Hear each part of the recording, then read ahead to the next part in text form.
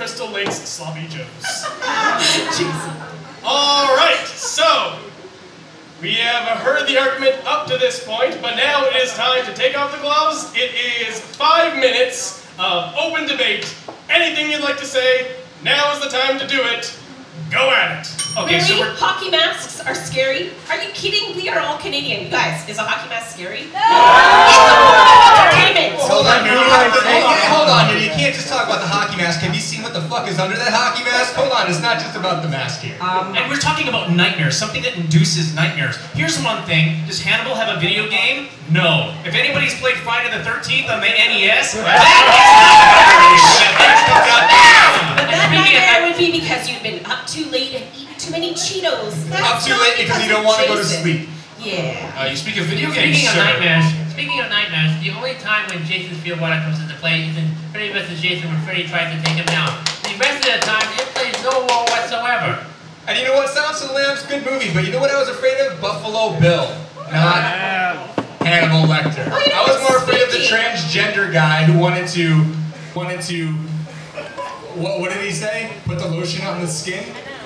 Put the lotion on the sink, but nonetheless, speaking of Silence of the Lambs, this here is a movie that won, that's right, Best Picture, Best Actor, Best Actress, Best Director, Best Adapted Screenplay. Does that really matter though? You know what it is? When you have good characters and good writing, horror movies win awards. When you have hockey mask, you get sequels. Well, you know what? Hold on, Sam.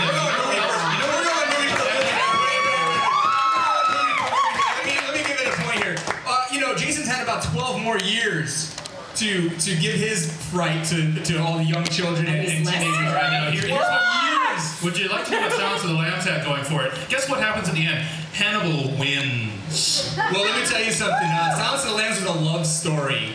Friday the 13th was not a love story. Hannibal always actually wins. He is undefeated. Very true. And Jason is not undefeated. He's died many a time. In fact, he's never died.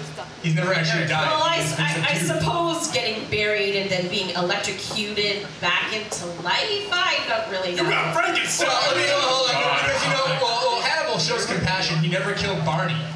Barney was actually kind of a friend. And what about Clarice? He fell in love with Clarice. I think the other thing we have to point out here is that Hannibal is very selective about the people he kills. And if you want to look at the psychological implications of these characters, yes, I mean, look at Jason. Jason is this kid who was deformed, who teenagers were cruel to, and his revenge, he comes back and kills teenagers. He is our fear of the cruelties we do as teenagers. And don't tell me you didn't do some cruel shit as a teenager for those cruelties to come back and murder you. Whereas Hannibal is our fear of rich white people. Now I know the Occupy people are really afraid of that, but I think there is a little more commonality in those cruelties coming back and massacring not just us, but everybody in the way. Also growing up, I was afraid of going camping in the woods. I actually went to summer camp where Friday the 13th Part 2 was made, and I'll tell you what, we used to talk about that around the campfire. Scared me shitless.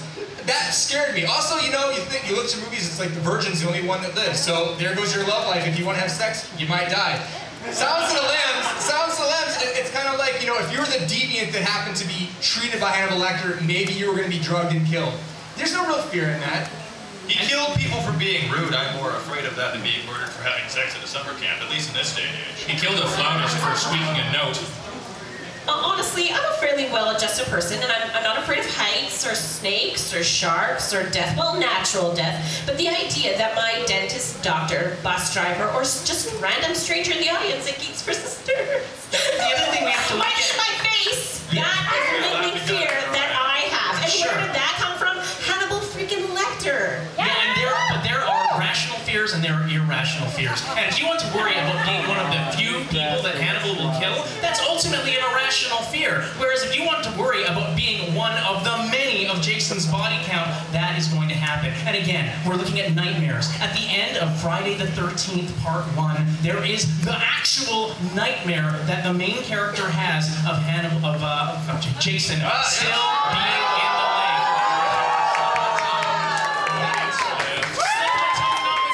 Slip of the tongue notwithstanding, that is an actual nightmare we see, confirmed on screen, caused by Jason. Where are Hannibal's nightmares? In everyone that saw Silence of the Lambs. Listen, guys, people like Hannibal exist in this day and age, and we know that. In fact, Thomas Harris just divulged this year, 2013, that he was based on a man that he met in a Mexican jail named Dr. Salazar in the 60s. 50 years ago, he was so frightened of that man that he waited 50 years to reveal him as the inspiration for the character. It's no wonder Dr. Lecter was based on him. He stuck in his brain and wouldn't leave. And I bet he waited those 50 years so the guy could die and not actually have the threat of him coming back. Jason doesn't die. Jason comes back, and Jason murders you and everyone you. Also, a good portion of us went camping as kids. I know I was a city kid, but I used to go outdoors. I used to go camping. I'd go hiking. I was not afraid of a Harvard psychologist or wherever. Yeah, I worked at a coming after me and hacking me to I was pieces. never That's not what I had. That's not what my nightmares were about. My nightmares were about hearing that twig breaking and then looking to see what it was, and there was a huge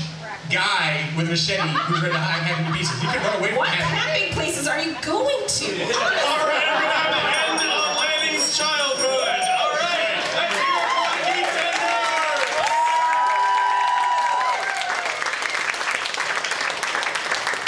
I think the moral of your story was go to a Mexican prison, find a psychopath, and you have a Oscar-winning movie. It's magic, you guys. There you go. All right, so it's almost time to end us out here, but we need a final word from both sides. In the interest of fairness, we're going to switch up the order. So first, the final word from the nerds. Go ahead, yeah. When the American Film Institute released their 100 Years, 100 Heroes and Villains list in 2003, a certain hulking menace from Camp Crystal Lake was unsurprisingly absent. Both the xenomorph from Alien and the shark from Jaws are on that list. Even Jason's old pal Freddy was there, but the #1 spot on this list was the highly intelligent, extremely loquacious, and unimaginably charming Hannibal Lecter. Jason is like the popcorn you eat while you're watching his movies. A great part of the experience, but finished and done when you leave the theater. Not Hannibal. He has the ability to permeate the celluloid and embed himself on your subconscious, so that when that elegantly dressed, charming man invites you for dinner, there's that niggling part of you that hopes he really is just a nice man asking you on a date and not some maniac who's gonna have you for dinner. With some fava beans and Chianti. Cheers. Alright, now we're getting to the point here that we're talking about Jason. Now, Jason is not a rational guy. He is not an intellectual fear. No, he is a primal being that cannot be stopped, that cannot be reasoned with, that goes on and just continues on his crazy rampage. There's nothing you can do to stop him. He will just come up behind you and take you behind and, oh my God, no, stop. No, please don't do that. Oh my God, no. Oh, gee, okay. No, sorry guys, I really was, Jesus. I said nothing bad would happen to him.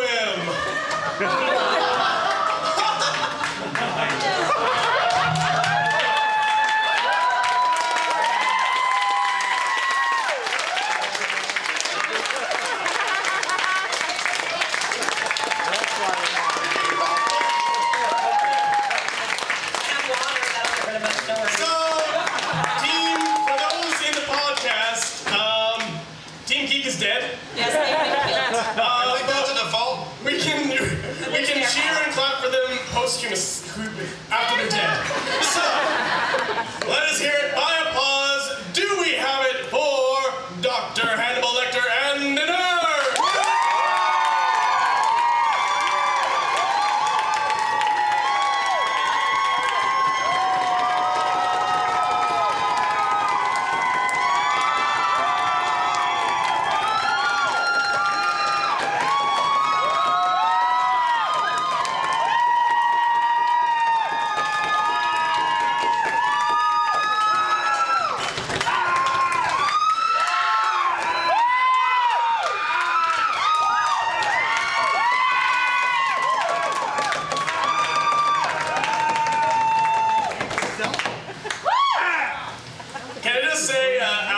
Silva, I can hear your cry distinctly through all of that. It sounds like a man running head first to fight a bear. Alright, so, or do we hear it for Jason Voorhees and the Geeks?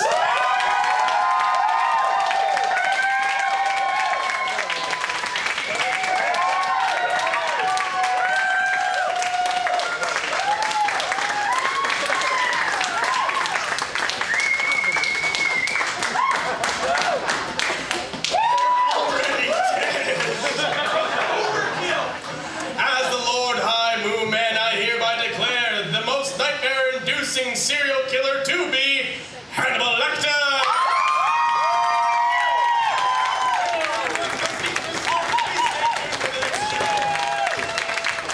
Let's have a big round of applause for both debaters. Let's hear it.